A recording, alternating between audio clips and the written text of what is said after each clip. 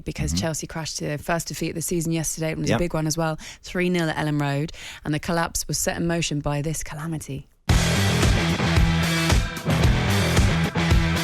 What are you doing, Edouard Mendy? You're right, Sam. It's Leeds United 1, Chelsea 0.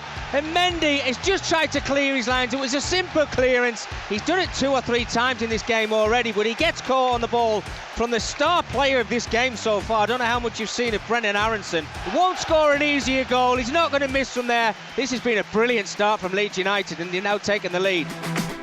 A whopping 3-0 scoreline for Leeds United. Congratulations to their players and how they play, because they had a lot of desire in that game, didn't they? Wow. Brilliant. Amazing. Why don't we hear from what Thomas Tuchel had to say about this? He was rather unhappy after the match about the goal.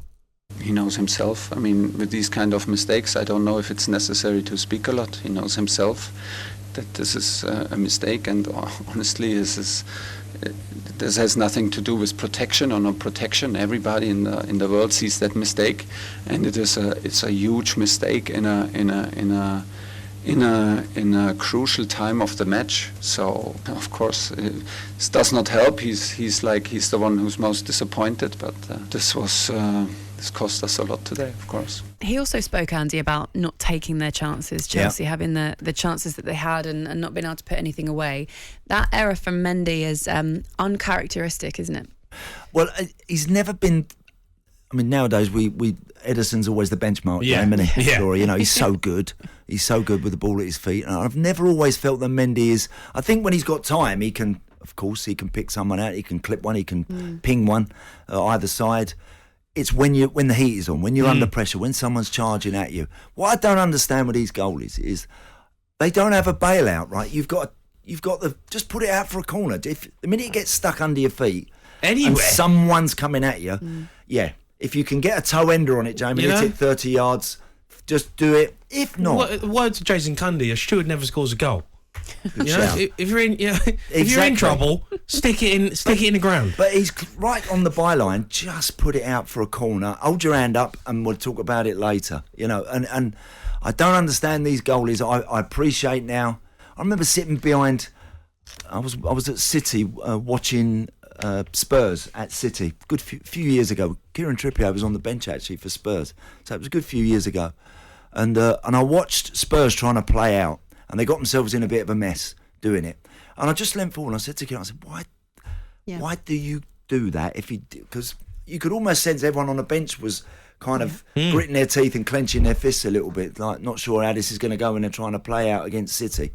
And he said, if we don't do it, Poch goes ballistic. Really? He won't have it. If you don't do it, you don't play. We've seen a lot. We've seen some of the top keepers get caught out. Remember, Alisson's been caught out a couple of times with it as well. But I think there needs to be, look, we all want to play out from the back. We get that. But, I mean, Leeds were at it yesterday and they was on Mendy.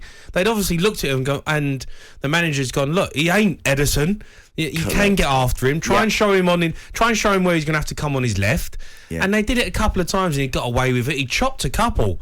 And then you're thinking, and then all of a sudden, that one moment where he's controlled it, he hasn't got a pass, he hasn't seen anything, they've jumped on it, and it's fell for him great where he's been able to get it and tap it in, and it's just in them moments, just clear your lines. I mean, even if the manager wants you to do it, there's got to be certain points where you go, no, this has got to go. Correct, James, and it's like that bailout when they're training, when they're being coached to play like this and to do this on the training ground, they must be making mistakes as well. There, of course they do. They will be getting when Mendy's getting the ball going back to him, they'll have the kids rushing at him and he'll have to try and engineer his way out of it. You're not always going to be able to do it. It's not a perfect science what they're trying to do, but you've got to have a bailout. You've got to decide, it don't feel right in that split second, I'm just going to put it out for a corner and we move on from there. But they don't do that. They want to try and drag it back, nutmeg the guy who's closing them down, and it's bonkers, isn't it? Just sent a message here saying Nick Pope got the ball caught under his feet yesterday and just booted it into the stand. There top keeper. There you go. That's it. And that's a good call. Eddie will have no problem with that. Yeah. Eddie will have no worries about the fact that it's got stuck under his feet, and it does sometimes. The surfaces. It's all about pictures, isn't it? You know, as players, midfielders, you have a picture before the ball comes to you. The best players see 2 or 3 passes in front. Yeah. You know, and then your average players might see a couple of passes, and your keepers don't normally have a picture. And they've got a lot better, but there's still times when it will come back to them where they're concentrating maybe on their touch first, and then hoping that there's a picture once they have their touch. Yeah. That's the difference. Where in that moment, if the picture's not there and the player's not on, just kick it out. Just get rid of it. Just think, Laura, goalies have got to realise, James, they put the whole thing at risk. You can put your whole week's work, everything you are prepping for and preparing for, you can put the whole thing at risk in that moment, in that second.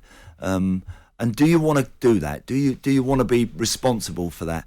Look, it's no hiding place between the posts. It's a tough one. It didn't give him any credit though, Tuchel, Leeds. I didn't like that about, I thought they were brilliant. They were fantastic. Yeah. And they've come in for a bit of stick because people, question about me was, I think they could go down and you know what? They've been absolutely fantastic. They really have. They're organised, pressing brilliantly, and they turned over Chelsea, worked hard on them, outrun them and outfought them. And I think Tuchel was a little bit poor with his comments, not giving them the credit that they deserved. Well, the week before, I watched Chelsea against Spurs, and Chelsea played well. Should have won the game.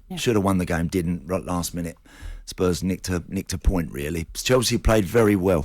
Yes, and then yesterday, as you say, James, I thought Leeds were really good. Tuchel was saying, I saw his interview after when he said, we had the best of the game. We were a better team. And it's like, whoa, hold on a minute. Yeah. No. Like last week, you were the better team, and perhaps a little bit. Not yesterday, no way. Well beaten.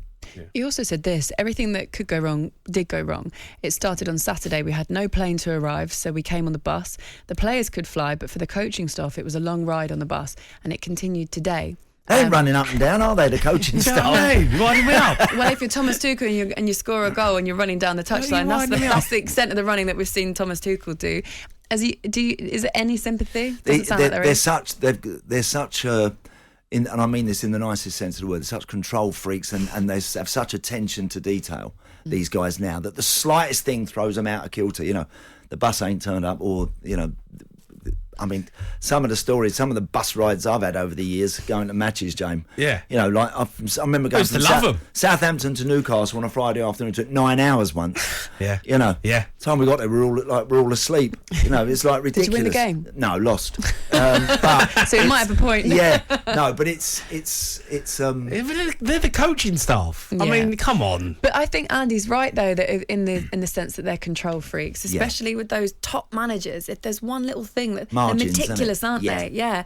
No, I don't know. I don't think superstitious is the word, but I think that they've got to have everything in order. It's almost like OCD, isn't it? It is. And I think that's what separates those guys. It's an obsession. Mm-hmm.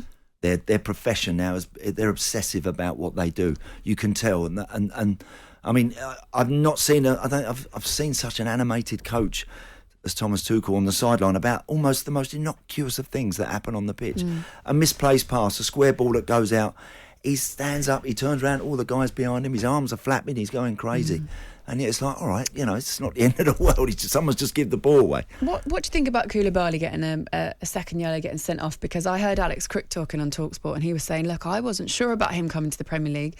There were lots of links with him in the past seasons, and he never quite made it, and maybe this is why. I think, personally, it's an isolated game. I still think he's a top player. What do you think? I agree with you. I think he's been a real warrior in and around European football now for a long time. There's been a lot of talk about him coming to the Premier League for probably 4 or 5 years, really. So I think he's got exceptionally big shoes to fill in Rudiger, who's such a personality, such a big player for Chelsea. That's not going to be straightforward. I don't think he's got to try and imitate anything that he did. He was outstanding for Chelsea in those last couple of years. But look, that happens. Again, I probably think it was right. It was justified, Laura, on the 2 yellows. I think it felt about right. Neck, didn't he? He did. He's grabbed him. He knows he's away. He knows he ain't catching him. But they will need to improve. Balance has just gone at Chelsea at the minute. There's a lot gone on there over the last few months, and it's just gone out the team a bit. They're not quite there. But the week before against Spurs, I thought they played well. So look, it's early days, and there's plenty of reason to be optimistic if you're a Chelsea fan. talkSPORT Breakfast with Laura Woods. Monday to Wednesday mornings 6 till 10. On AM, on DAB, via the talkSPORT app and on your smart speaker. talkSPORT.